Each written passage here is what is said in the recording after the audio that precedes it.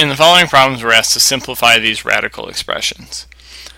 Whenever you have a fraction with a radical in the denominator, you need to make sure you get rid of that. You're not allowed to leave radicals in the bottom of the denominator. I believe that's mainly for some weird historical reasons, and you may or may not care, but it's still something we gotta do. So, let's go ahead and work this out. We see here that we have a square root of 2 in the denominator. We need to get rid of it. Easy way to get rid of square roots is to square things. But we know that it is very bad to square top and bottom of a fraction, because when you do that, for example, if we have 1/3 and we square the top and bottom, we're going to get a number that is not equal to where we started. So 1 squared over 3 squared is not equal to 1 over 3. So we can't do that.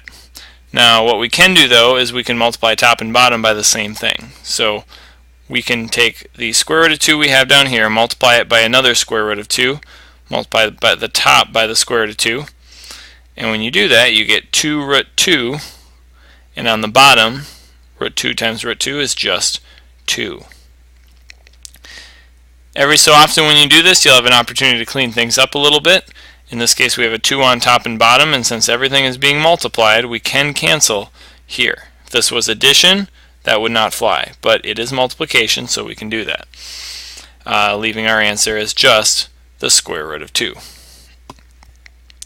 Try one more example here. If we do 19, square roots of 3 are another common thing we're going to end up seeing. A lot of root 2's and root 3's when you're dealing with trig. Now, again, bottom, we have our common piece is root 3, so we're going to multiply top and bottom by the same thing.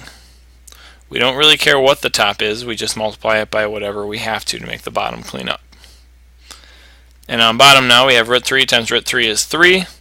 Root 3 times root 2 is root 6. That does not clean up, so there's not a way to reduce that. And because of that, that is our final answer.